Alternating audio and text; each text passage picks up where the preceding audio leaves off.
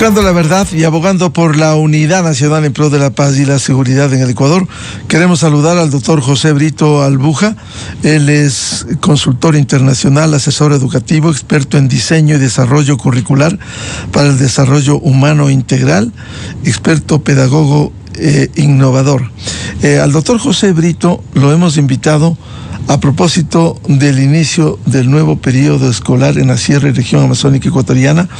¿Cómo marcar la agenda en educación en medio de los temas de la calidad de la educación, pero también con un entorno por el conflicto armado interno, en donde incluso habrá presencia requerida de la Policía Nacional? Doctor José Brito, ¿cómo observa y cómo asumir este desafío de la agenda educativa? Buen día. Buenos días, Miguel. Gracias por la invitación. Sí, son circunstancias difíciles para el país y son difíciles para la educación. Obviamente, nuestro tesoro, nuestra riqueza está en los niños, nuestro afecto. Todos somos padres, abuelos, hermanos y esperamos pues las mejores condiciones para el inicio de un nuevo año lectivo. Se han tomado algunas medidas, creo que son necesarias, no serán suficientes. Creo también adicionalmente que la comunidad educativa puede ahora, gracias a la tecnología también, en algunos casos especiales, lograr en escenarios de crisis, en territorios donde la violencia, el crimen, el terrorismo ha hecho aplantar sus pilares, tienen que tener una presencia más permanente, más sistemática, siempre las Fuerzas Armadas, la policía, velando por la seguridad física y psicológica de los niños. Eso en especial por el contexto que estamos viviendo. Creo también que no va a terminar pronto, o sea que va a ser de larga duración este proceso, este combate al narcotráfico, a una de las economías desgraciadas y más relevantes del mundo. Y el Ecuador pues se ha convertido en un país de tránsito muy fuerte, y creo que con lo que está pasando este momento en el Mar Caribe, el bloqueo del acceso a del transporte de las drogas y todo esto, el Ecuador va a ser una alternativa, y entonces hay que prepararnos para que las Fuerzas Armadas puedan hacer un combate más fuerte, animoso, orientados y apoyados por su pueblo. En cuanto a la agenda educativa, doctor José Brito, ¿cuáles debieran ser los cambios y prioridades en estas condiciones? Bueno, creo que el Ministerio ha estado trabajando esto en tanto en cuanto ha logrado ciertos acuerdos y convenios con el Ministerio del Interior para que la policía, por lo menos en algunos planteles, no en todos, son 11,000 y pico de planteles. Es imposible apoyar a todos, pero en los lugares, en los sitios donde ya ha habido antecedentes o estén incrustados en territorio de combate y en territorio donde estas mafias funcionan, tiene que haber muchas actividades de prevención. Por otro lado, he escuchado también que se va a hacer una especie de materia o asignatura conforme a seguridad. En eso soy mucho más pesimista, es decir, la seguridad debería ser un trabajo no de una asignatura, sino transversal. Hay muchas cosas que emergen en una sociedad, en un país, y que deben ser tratados primero como información y luego como formación por parte de las escuelas y profesores. Pero ponerle como escolarizado va a generar muchos problemas, porque de alguna manera no todos los maestros, no todos los profesores tienen el suficiente conocimiento y los suficientes protocolos como para dedicarse un tiempo más. Y esto ya viene la educación en crisis en cuanto a sus resultados, una crisis sostenida de algunos años atrás, y se veía que uno tiene que reducir el contenido, menos es más, se pregonaba en los años 70 en los cambios de la educación en Inglaterra. Y aquí deberíamos pensar menos es más en el sentido que hay que profundizar las cosas y tenemos que cambiar las asignaturas a un enfoque de trabajo pedagógico más por problemas. Los problemas son interdisciplinarios y entonces se pueden abordar desde varias perspectivas y entonces ahí cobran importancia, relevancia, los temas fríos que a veces se transmiten en los textos escolares. Naturas. La seguridad es vital, eso tiene que tener prioridad. Los valores no deben siempre convertirse en una materia. Yo creo que eso está bien para los grados superiores. En cambio, con los niños más pequeños, tiene que ser un tipo de vida, de convivencia escolar, donde se vean los efectos positivos de la armonía, del respeto, de la consideración al otro. Esto tematizarlo, porque es la costumbre que hay, tematizarlo todo. Todo el mundo demanda cosas a la educación y entonces están abarrotados de información. No hay tiempo para que esa información se vuelva conocimiento y conocimiento útil y justamente para la seguridad de los niños y para su propia vida. Entonces, ahí hay que pensarlo mejor.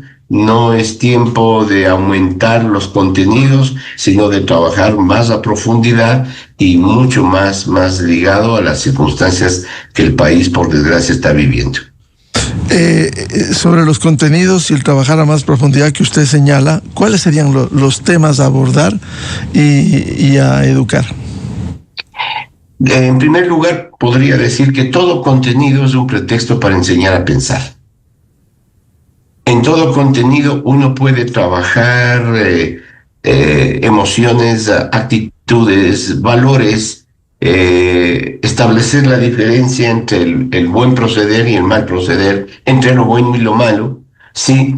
Y también en todo contenido uno tiene que saber que leer, sí, que leer es el método o es la estrategia más importante que un estudiante debe aprender para seguir aprendiendo a pesar de las circunstancias, a pesar de que funcionen o no las escuelas como deberían ser. El aprendizaje de la lectura, y hay que entender que hay varios niveles.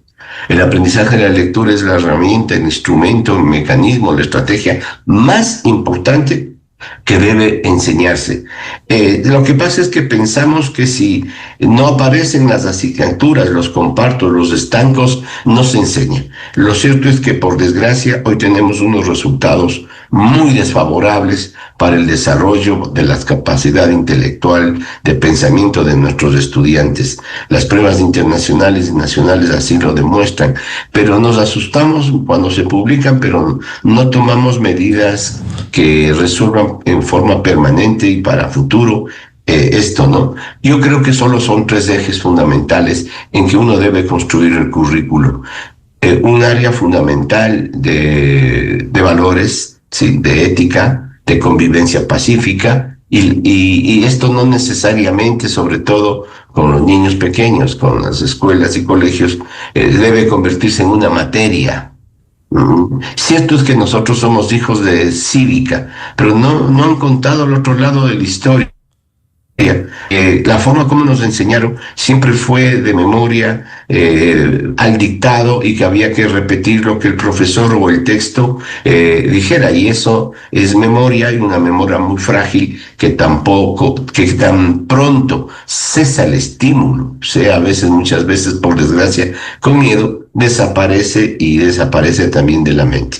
Yo creo que la parte esta de cívica, que quieren decir de valores, de convivencia, hay que tenerla en la escuela. Y la escuela pública, sobre todo, es muy masiva, está llena de estudiantes. Cada vez hay más estudiantes porque hay una movilización de estudiantes desde algunos tipos de de educación privada hacia la pública, y eso va a demandar mucho más cupos, mucho más infraestructura, mucho más profesores, y la crisis de la educación se va a agudizar. La otra es que los profes tienen que pensar, el ministerio tiene que pensar que los contenidos cobran importancia cuando se los usa. ¿Y cuál es el mejor uso para el contenido? Para el pensamiento y para la acción. Cuando usamos el contenido, esto se vuelve relevante y no es necesario la repetición memorística ni la ejercitación permanente, sino el uso que pueda ser útil. Eso es ser racional, usar el conocimiento de manera útil, que nos sirva para adecentar la vida. Y la tercera, como repito y profundizo, es la lectura. Y por desgracia, pues no estamos también, preferimos otras fuentes de conocimiento y somos más fruto de la manipulación. Mientras menos leamos y de fuentes más confiables, seremos esclavos de la imagen, seremos esclavos de los memes, seremos esclavos de las redes sociales, que es los pensadores rápidos o sin pensamiento, y entonces alguien está manipulando nuestras actitudes y comportamiento porque tenemos escaso. Y el producto de estos tres, de los valores, el producto del desarrollo de la lectura, el producto de que todas las materias se preocupen por enseñar a pensar, es que hay escaso criterio en nuestras mentes, y el pensamiento crítico que nos permitiría orientar nuestro comportamiento, nuestra conducta, con los demás hacia el apoyo del desarrollo económico del país, no se produce. Y entonces, más bien las escuelas son sitios o lugares donde los niños pasan algún tiempo, y hoy hasta peligrosos, pero no se está desarrollando las actitudes, las aptitudes, las competencias, como quieran llamarlo, que los niños deberían tener derecho a conseguir. Ahora, en el entorno que vivimos, doctor José Brito, ¿cómo enfrentar la violencia que también se ha reflejado en las aulas y fuera de ella, agresiones entre estudiantes? ¿Cómo lograr encauzar a los chicos para que primero entren en una educación en valores, y segundo también en lo que usted decía, las actitudes, las aptitudes, pero dejando de lado la violencia, como se ha visto casos concretos en esta capital? Sí, todos hemos pasado por las escuelas y todos hemos sido miembros de cursos, de grados, de grupos de compañeros, y entonces hemos vivido lo bueno y lo malo de las escuelas. Todos hemos sufrido ese tipo de cosas. Lo que pasa es que hoy la violencia se ha tolerado tanto, ¿no? La violencia física, la violencia política. Hay una escuela que está por fuera de los patios y de las aulas escolares, que es una especie de, no digo pedagogía, pero es una educación social, en que los políticos lo único que hemos visto es que se agreden, se insultan, se amenazan, se eliminan y están permanentemente siendo observados, y estas conductas de estos personajes son imitados por los muchachos. Y lo más terrible, este es un contenido social, no es currículo, pero lo más terrible es que los más violentos, los más agresivos, los más mentirosos son los que llegan a los lugares donde tienen luego poder para decisiones políticas. Si eso se ve permanentemente, la escuela tiene muy poco posibilidad de enmendar, ¿sí? Porque uno aprende no solo en la escuela, uno aprende socialmente, y posiblemente la manera como se da en una cultura, en una sociedad, muchos contenidos pueden ser muy contraproducentes para lo que queremos conseguir en la escuela. Sí, es duro ver que los muchachos se agredan, sobre todo las mujeres, pero hay que entender que esta violencia, que de alguna manera siempre fue menor, ¿sí? Manifestarse de la manera como hemos visto en la televisión y en las redes, siempre fue menor en las niñas, en las mujeres. Pero hoy tenemos un proceso de androgenización.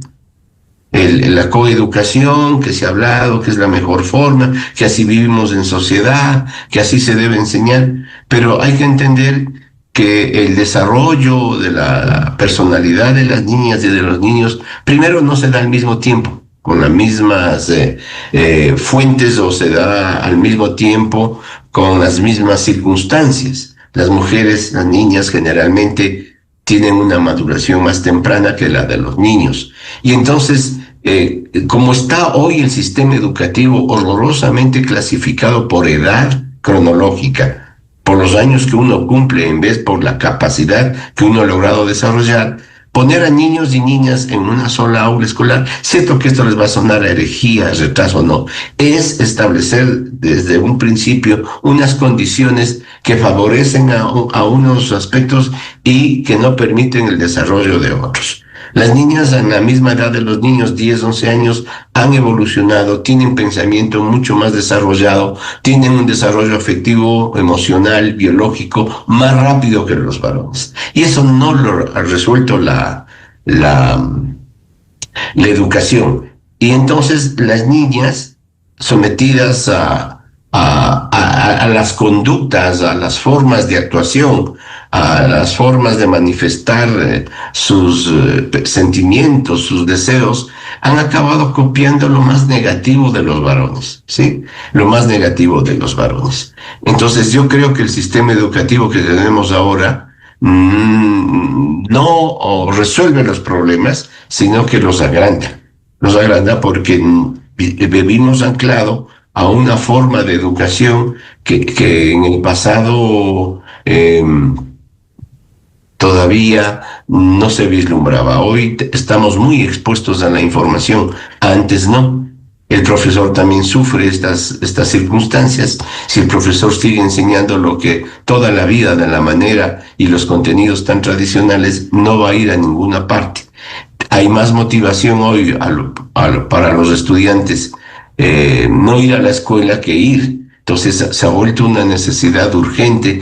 Estamos viendo que las leyes lo que piden es que los niños asistan permanentemente, pero el trabajo en el aula está muy anclado a circunstancias y a contextos muy diferentes, totalmente diferentes. Y entonces la escuela ahorita es una fábrica de personas muy anacrónica.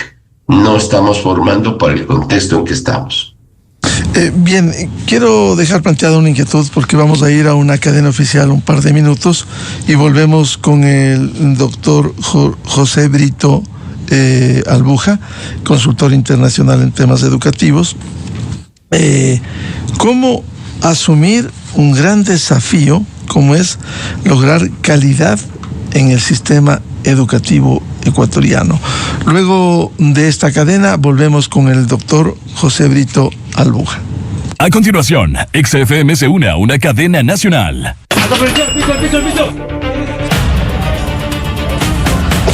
Día a día, combatimos a la delincuencia organizada. El bloque de seguridad intervino de manera contundente en la penitenciaría del Litoral para desarticular las organizaciones criminales y estructuras criminales que operan desde ahí. Tropas especializadas en control de armamento y explosivos fueron parte de la operación que debilita la acción de los criminales al interior del centro carcelario. 18 delincuentes detenidos en el operativo Apolo 25. Los aprehendidos pertenecen a las bandas Águilas, Fatales, Lobos, Lagartos, Latin Kings, Tiguerones, entre otras bandas organizadas. En diversos operativos ejecutados en Manabí y El Oro, se capturaron 12 delincuentes, presuntamente involucrados en extorsión, tráfico y tenencia ilegal de armas y municiones. Entre los detenidos se encuentran miembros de los Chone Killers. En Pedernales, se logró el allanamiento de una vivienda de lujo, presuntamente perteneciente a organizaciones criminales que operan en el sector y que era usada como centro de operaciones. Se lograron confiscar paquetes de droga que se usarían en el microtráfico y se capturaron 2 delincuentes. La Policía Nacional y las Fuerzas Armadas trabajan en garantizar la paz para todos los ecuatorianos.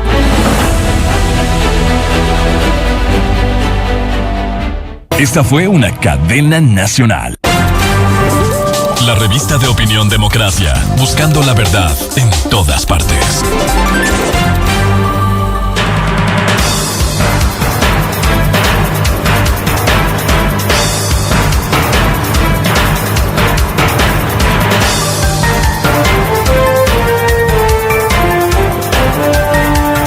Un minuto en el territorio continental ecuatoriano, buscando la verdad y abogando por la unidad nacional en pro de la paz y la seguridad en el Ecuador. Queremos reanudar el diálogo con el doctor José Brito Albuja. Él es consultor internacional, asesor, experto en diseño y desarrollo curricular para el desarrollo humano integral, especialista en vanguardias pedagógicas con amplia experiencia en estos temas. A propósito del inicio del nuevo ciclo escolar en la Sierra y región amazónica, le decía, ¿cuáles son los grandes desafíos, lineamientos que tiene la educación para lograr un sistema de calidad? Es una pregunta que yo contestaría radicalmente. Es casi volver a hacer un nuevo sistema educativo. Hay tantas cosas que uno pudiera hacer. En primer lugar, con la joya de la corona, que es el currículo. Si bien yo en el año 1994 propuse como coordinador general la reforma curricular para la educación básica con los ejes que antes había mencionado, pensamiento, lectura, valores, la reducción del número de asignaturas y el trabajo más a profundidad. Esta reforma rápidamente fue borrada del mapa y para mantener contenidos más tradicionales. Y entonces hay organismos, hay personas, hay grupos de educadores, voy a llamarle de esa manera, que han lucrado de la educación. Se ha hecho un esfuerzo por parte de varios gobiernos en darle dinero a la educación. A veces no han sabido dónde invertir, a veces se han ido por la infraestructura permanentemente, se han hecho escuelas que luego se cierran o que no sirven absolutamente para nada. Pero a mí más me interesa lo que acontece en la oportunidad que tienen entre el encuentro de maestros y alumnos en el currículo, en lo que se dice, lo se hace, se trabaja en el aula. Ahí, hoy por hoy, después de 30 y pico de años de esa propuesta, yo soy de la idea que el Ecuador, la educación ecuatoriana, cumpla lo que dice la Constitución. En el artículo 29 de la Constitución, en el segundo párrafo, el primero se lo dedica a la libertad de cátedra de los profesores universitarios, el segundo otorga a los padres y a los representantes de los niños, otorga la posibilidad de educar a sus hijos o a sus representados en el modelo y en los principios pedagógicos que concuerden con los principios y pedagógicos de sus propias creencias familiares. Sin embargo, desde un tiempo atrás y con mucha fuerza, se emprendió un currículo nacional obligatorio. Se establecieron estándares que de alguna manera obligan a que todos hagan una reforma curricular. Y hay trabas y hay dificultades para que las instituciones educativas puedan tener sus propias orientaciones, innovaciones y todo esto. Para mí, mi modo de ver, el currículo violenta el artículo 29 de la Constitución.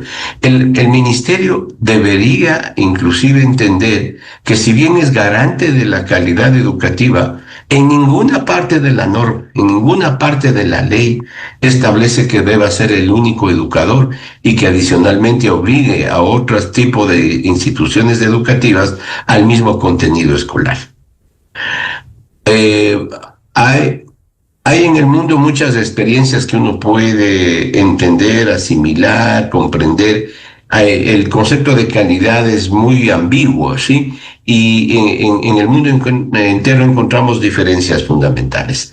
Pero hoy, debido a las circunstancias que vivimos, yo creo que el ministerio debe ponerse en el apoyo, en la asesoría a las instituciones educativas para que puedan ellos mismos construir sus propios proyectos y el currículo no sea obligatorio, no estandarizado a todas las escuelas de todos los sectores educativos de todas las regiones del país y con un horario a la misma hora. Esa es una concepción bastante tradicional y antagónica con lo que hoy se exigiría en la formación de las personas. El ministerio inclusive tendría que dar más amplitud a la innovación.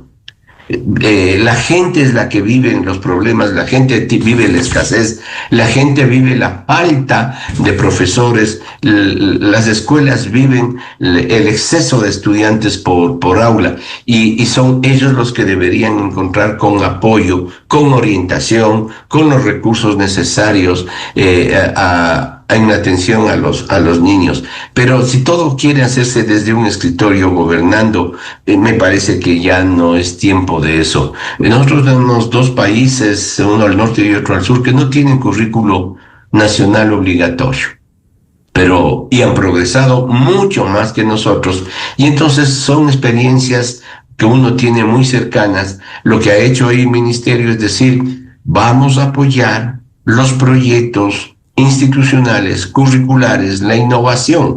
Vamos a apoyarles en eso, vamos a ayudarles a consolidar en las circunstancias propias de cada centro educativo. No, acá pues hay unos estándares y claro, los resultados son espantosos y lo peor que en vez de pensar que ya los currículos preestablecidos obligatorios pierden vigencia por la velocidad con que las cosas se dan, por la velocidad del crecimiento del conocimiento científico, de la filosofía, de la cultura, que son contenido escolar. Eso más bien debería estar en manos de la gente, de los directivos, de los padres de familia. Para eso son los proyectos institucionales. Pero el ministerio cree que garantizar es que ellos sean los educadores. Y si no pueden ser los educadores, hablo de los colegios particulares, pero tienen que trabajar lo que el ministerio establece. Es una idea muy burocrática, muy de Estado, y creo que de buena fe creen que lo que el ministerio propone es lo mejor. Y trunca las posibilidades, las capacidades, el desarrollo institucional más acorde a la realidad de cada uno de los estudiantes y familias, y nos empeñamos en que todos al mismo ritmo, en todas partes, piensen, hagan y sientan lo mismo. Los resultados son espantosos. ¿Y cómo actualizar el currículo, como usted decía, experiencias que no es obligatorio, es decir, que sea más flexible y que debería adecuarse a una realidad? Porque aquí hay un currículum muy rígido que impide, por ejemplo, impulsar la innovación y el emprendimiento, tan básicos en la dinámica del mundo actual. Conversábamos justamente al emprendimiento en el país. El Ecuador es uno de los países que más emprende en el mundo, pero tiene una mortalidad brutal de los emprendimientos hasta el segundo o tercer año de trabajo en estas ideas. En la innovación es lo mismo. Si usted tiene que hacer 20, 30 pasos para poder cambiar, adecuar mejor la escuela, sus contenidos, su agenda de trabajo con los niños, y tiene que unos burócratas decirle que sí, que está bien, que se están alejando, que no se están alejando, que vale la pena, que no vale la pena. Mire, las innovaciones mueren antes inclusive de iniciarse. Yo tengo una propuesta radical. Yo sé que esto provoca problemas. Es decir, el ministerio ya no debería tener ninguna reforma obligatoria. El ministerio, con sus fortalezas, con sus expertos, debería conformar un buen grupo de asesores y de auditores educativos, sobre todo asesores, que contribuyan, que apoyen a los directivos, a los docentes, para que la comunidad educativa, en el contexto en que estén, puedan desarrollar las mejores capacidades y competencias, valores y conocimientos de acuerdo a su contexto. Y para que esto no implique, porque tiene la gente, los estados tienen miedo a la gente, para que esto no implique diferencias abismales, porque de alguna manera hay unos contenidos básicos, el ministerio debería establecer unos estándares no anclados al contenido de la reforma en vigor, en vigencia, sino unos estándares que traten de alcanzar los niveles internacionales. Eso dura años. Hoy por hoy estamos muy abajo en los rankings educativos. Entonces, sostenidamente uno dice, bueno, los niños de cuarto grado, los niños de tercero de de básica, del tercero, de lo que sería lo que era nuestro tercer curso. Sí, establecer estándares internacionales que están muy alejados de nuestra realidad, sí, pero eso nos va a orientar año tras año, experiencia tras experiencia, hasta alcanzar algún nivel de acercamiento y idealmente estar al nivel internacional, porque la educación de alguna manera reparte, distribuye, ¿sí?, apoya en el desarrollo y en las capacidades de las personas, que de alguna manera es el oro gris de una sociedad.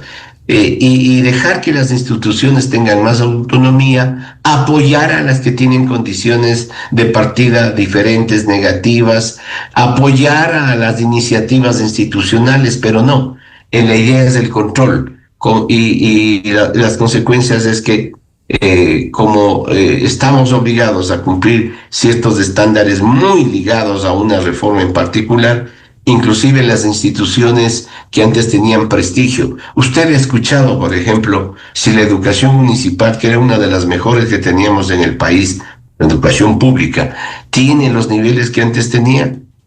Usted ha escuchado que la educación particular, que tenía unos niveles educativos en los cuales uno podía confiar, ¿mantienen esos niveles? No, porque todos quieren estudiar lo mismo a la misma hora, con los mismos métodos, ¿sí? Y lo único que cambian los recursos. Y voy a decir algo, los recursos son secundarios a lo que es el contenido y a lo que es la evaluación.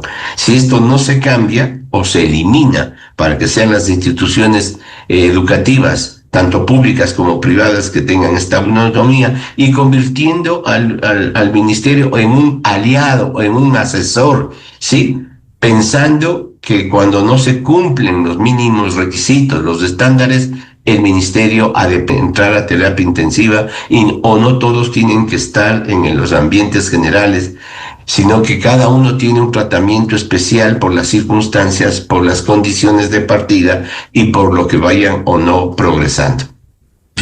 ¿Qué pasó entonces, doctor José Brito, con el sistema educativo? Si está medio desfasado en este sentido. El sistema educativo siempre ha sido la joya de la corona de los estados totalitarios, que lo que quieren tener son militantes. Y entonces, inclusive, por desgracia, la educación ecuatoriana, no solo en educación básica, inicial o bachillerato, sobre todo en universidad, se convirtió en una especie de escenario de la batalla cultural, en promocionar proyectos políticos, y entonces para formar militantes. Y un militante cuando están en masa, es un militante que no piensa. Entonces no nos ha interesado realmente el desarrollo individual. Cada persona es singular, ¿sí? Es hermoso, es lindísimo que muchachos, niños, niñas, compartan un ambiente específico, un escenario. Es horrible que todos tengan que hacer lo mismo en todas partes, a la misma hora, bajo las mismas circunstancias, ¿no? Entonces, yo creo que el ministerio debería cambiar de óptica, ya no debería seguir pensando en incrementar, en hacer inserciones curriculares, no debería tener una reforma curricular, porque además de demostrado que es inconstitucional, sino que adicionalmente tendría que pensar en un nuevo formato para el Ministerio de Educación. Hoy que por fin están los aspectos más formativos en una sola institución, en el Ministerio de Educación, de Cultura, de Deportes y de Ciencia o de Educación Superior, es donde se pueden coordinar ya todo el sistema, desde el ingreso de la educación inicial hasta la universidad, hasta tercer grado de nivel de estudios de la universidad. Uno puede coordinar, porque eso veía uno desde antes. Había un rompimiento del sistema, las políticas no coincidían, pero tienen que comprometerse con la calidad, y calidad no viene de la mano de la imposición, del control del pensamiento. En educación, la calidad tiene que ver con la capacidad que muestran los estudiantes para resolver problemas, para dirigir su propia vida y para aprender a convivir. Ahora, este nuevo formato en el sistema educativo, ¿qué lineamientos implicaría básicamente? A ver, implica cosas difíciles. En primer lugar, entregar más autonomía. A veces la gente tiene miedo a la palabra autonomía. Tiene que ver con libertad, sí, pero con libertad responsable. Si yo me voy a hacer cargo de los resultados, tengo que hacerme cargo de la toma de decisiones. Sí, la figura del director de una institución educativa es fundamental, ¿sí? Para llevar más allá de lo que se está consiguiendo hoy. Entonces, debe haber una selección mucho más rigurosa para los directivos. Debe haber otro tipo de formación de los profesores. Los profesores están siendo formados solo en aspectos metodológicos. Hay poco en la formación, hablo de las facultades, hablo de los institutos que forman profesores. Están pensados en que cómo hay que enseñar a los profesores para que desarrollen el currículo de turno, para que desarrollen lo que el ministerio expone o exige. Entonces, quitándoles esto, se les obliga a pensar, se les obliga a comprometerse más. Los recursos, ese es del proveedor del ministerio. Pero no tengo claro el panorama. ¿Cómo hago? Yo vivo en unas circunstancias difíciles. El ministerio debe priorizar y hacer terapia pedagógica, acompañamiento, asesoría a las escuelas. Y las que estén en condiciones de caminar solos, que caminen, ¿sí?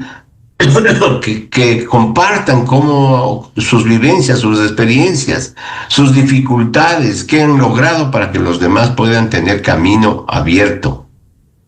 Pero ¿qué hace el ministerio? Es un papeleo impresionante, es un control y una exigencia todos por igual, y la educación, el auténtico cambio, transformar seres humanos en personas muy inteligentes, en personas pensantes, que colaboren con el bienestar de los demás. Entonces eso no, porque eso no se puede controlar o eso no es de interés promover. Y un tema formal, ¿qué piensa usted del uso limitado del celular en las unidades educativas? Hay una tendencia mundial a retirar los teléfonos, no digamos los celulares, no solo los teléfonos, de las escuelas, no solo en Ecuador, sino en otros países. Es más, ya iniciaron.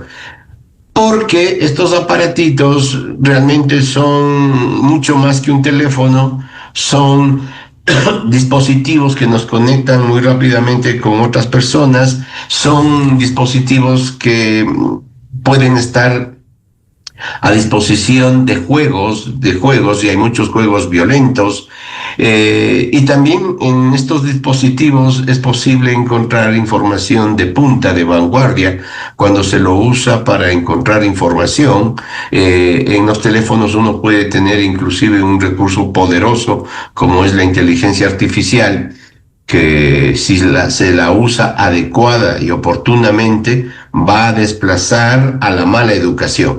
Porque hoy la mala educación solo está anclada a la información, a la transmisión de la información, a la memorización de la información, no la información útil que se transforma en conocimiento.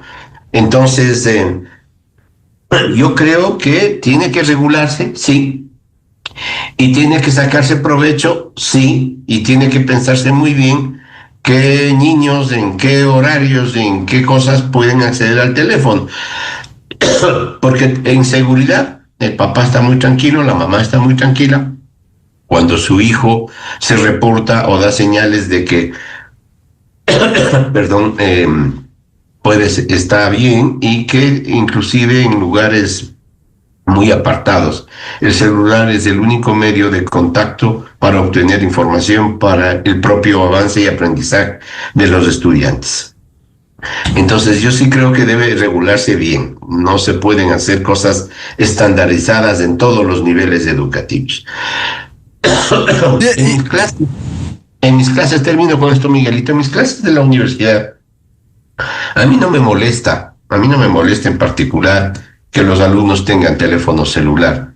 porque yo mismo les digo, a ver, busquen qué es lo que se dice en el tema o en el problema que estamos trabajando, y les hago ver la estandarización muchas veces de la información y a veces la divergencia que existe. Entonces, para mí es, en vez de que estén utilizando para otras cosas, utilizarlo en clase de manera que sea un dispositivo que apoya en el recurso de búsqueda de la información y cosas que son valiosas para discutir, para reflexionar, para pensar. Bien, al doctor José Brito, consultor internacional, experto educativo, le comprometo a seguir hablando de estos temas que no terminan, los cambios que son fundamentales en la educación. Muchas gracias por atendernos ahora a propósito del inicio del nuevo ciclo escolar. El doctor Brito, muy amable. A usted, Miguelito, muy gentil, gracias. Muy amable. 7:22 en el territorio continental ecuatoriano. Vamos a una pausa y ya volvemos. Diálogo previsto con la señora canciller de la República, Gabriela Sommerfield. Temas de interés. El primero, la visita en las próximas horas del secretario de Estado americano, Marco Rubio, al Ecuador. Desde 1984 con Gonzalo Rosero. La revista de opinión Democracia. Siempre líderes, siempre confiables. Enseguida